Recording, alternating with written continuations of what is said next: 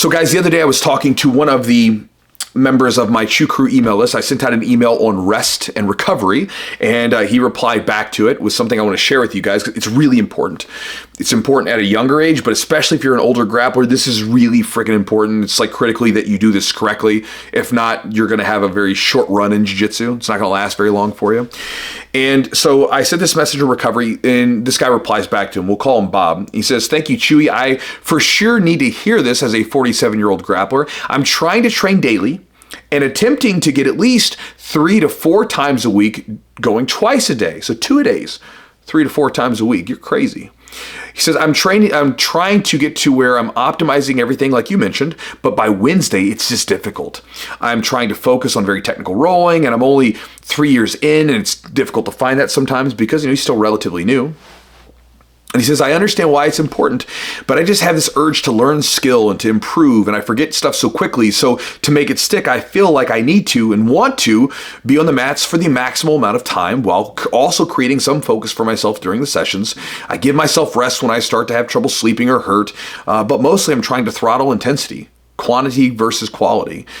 He says, "I also don't enjoy sleeping or eating generally," which he's like, you might find weird. I do find that a little strange because I love sleeping and love eating. So I don't understand what it's like to not want to do those things. He says, "I seem essential but not enjoyable."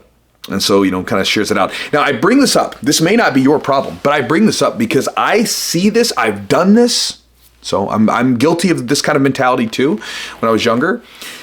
But I see it a lot of times where people come into the gym, they have this mentality, and I don't know if this is like an older thing or if this is just simply like a type A thing or if it's just a part of our culture, right? Because everything is like more, go, go, go, hustle, grind. That's the whole deal. And as I've gotten older, I've kind of completely flipped around because I used to definitely have that, right? And then as I'm older now, I'm like, nah, I don't have to do it that way.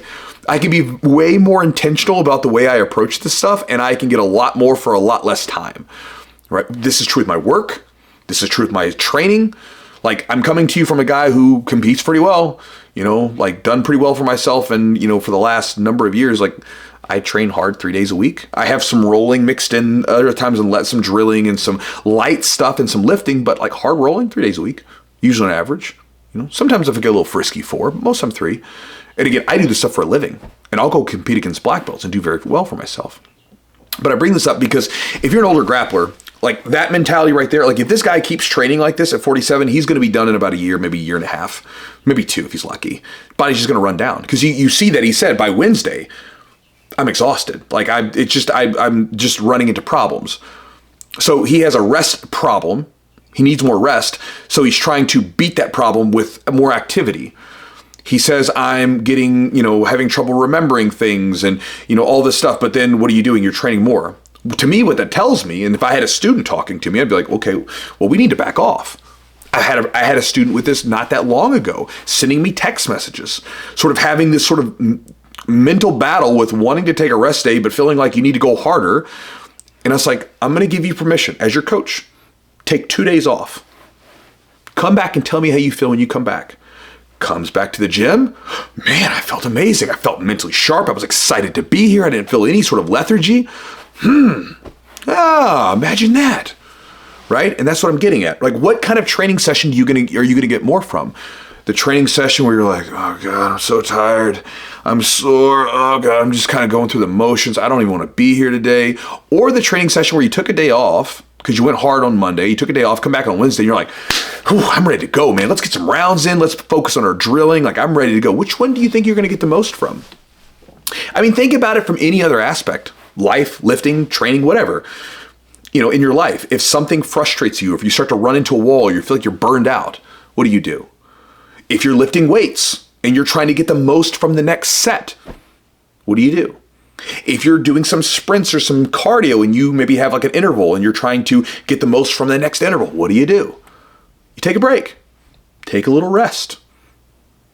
That's it, right? You take a little rest. It's as simple as that. And I know that people, it's like in Jiu-Jitsu, I don't know what it is. They will do everything under the sun, but take a rest day. They avoid rest like it's the 300-pound wrestler who's trying to heel hook them. Just anything. I'll do anything but rest, right? Give me some supplements, give me this thing, I'll change my training, I'll shoot me up with some TRT, right? Like anything else but rest, not that, right? And again, no matter how much, juice you're going to give yourself, you're still going to need some rest. Otherwise, you're still going to get injured, right? You're going to pay for it at some point. And this is something like my coach, my nutrition and lifting coach, he talks about this, right? Obviously, it's true for lifting, but it's 100% true for what we do in jiu-jitsu.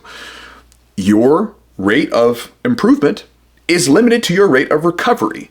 So if you're constantly bringing yourself down in the hole, you're probably not going to improve very fast. But if you're staying well recovered and give yourself nice bouts of rest, you're going to be better off to get more out of your training. And, there's always this, and again, this is where I used to be when I was younger. I would get into these periods where I felt like I had to make up for lost time, or I didn't want to fall behind or whatever. A lot of you guys message me, I don't want to fall behind. Think about it this way. What's going to cause you to fall behind more? Training super hard and getting injured, where you have to take maybe 6 weeks off for an injury, 6 months off, 8 months off, a year off, depending on the severity of the injury or if it needs surgery. Going through a super hard training session where you end up having to, or hard training block of maybe 4 to 6 weeks, and you end up getting sick for a week because you keep getting these colds because every time you go through these training blocks, you overdo it and you don't give yourself any rest. Going into the gym and pushing yourself and having these really suboptimal training experiences because you're not really mentally there. You've set this schedule that you're holding to arbitrarily, but you're not really there. You're not even focused. You're just kind of going through the motions. Which one do you think would be better for you? Which one do you think is going to cause you to fall behind? Now, I'm not saying that sometimes you don't need to push it a little bit, because again, when I start to get ready for competitions, I will crank up the amount of training that I get in, right? I just have to. But generally speaking, for most people, if you're just kind of training for fun, training for maintenance, like enjoying the thing and trying to get better, right? You can get a hell of a lot more from being very focused from your training. This is kind of how I approach it now. This is why one of the things that, like when we were talking about my email that I send out, my daily email, when you get my daily email, one of the things I send to people is a ebook and a video. Videos are things like 20 minutes long, but it goes through 12 different strategies of adding focus to your open rolls, because a lot of people in their gyms don't have a ton of situational training and things of that nature. And so they have open rolls, they have open mats. And so you don't want to just get into your open mats and just kind of go with the flow. I mean, that's fine. You can do that. It's a fun thing, but a lot of people want to know that they're getting better. They want to have a clear goal. And a lot of people, the reason why they run into stagnation, the reason why they run into plateaus is because they don't have a goal. It's literally like driving your car and like not having the destination that you're going to, the address. Like you can drive around for a long time, but you won't know if you're going to the right place or not. And so one of the things that when you do this, when you roll with intention, is you get much better, typically faster, and you have a clear idea as to whether or not you're getting better. And if you train with more focus, you get a lot more from the training sessions that you were getting. So maybe you train a little bit less because you're giving yourself some more rest days, but when you get on the mat, you have a clear idea as to what you want to get out of this training session. And again, you don't have to be a black belt to do this. There's very simple things that you can focus on even as a brand new white belt, that you can come in and like, here's my focus for this training session. And again, I'll give you some ideas in the ebook. If you're interested, you can get it down below. But again, whether or not you are or aren't going to follow that advice as far as being focused, my encouragement to all of you is to rest a little bit more if you find that you're running into a lot of injuries, if you're just trying to throttle intensity at all times just because you want to get better. Again, periods of time, maybe it's good, but not all the time. And again, if you're older, especially if you're in your starting to get into your mid to late 30s and 40s, be careful, because I've seen a lot of guys come in, they just want to go super hard. Maybe they were athletes in different periods of their life. They come in, they're going super hard, super fast. You tell them to back off, they don't listen, they get injured, and that's it. That's the end of their jiu-jitsu career, and I don't want that to happen.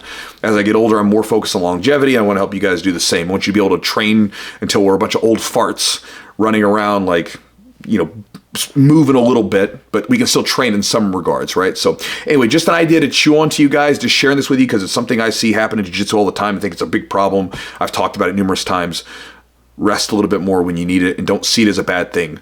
Rest is a part of your training. It's the other side of the coin. There's the training part of it, the active part that we do, and on the other side of that coin, the other side of your training is your food you're eating, the rest that you have, the sleep. All that other stuff affects your training. It's incredibly important that you do it well. So don't see rest as something separated. See it as part of your training, and make sure you get good rest in. Because if you're not resting well, you're not really training well. So just an idea to chew on. Talk to you next time.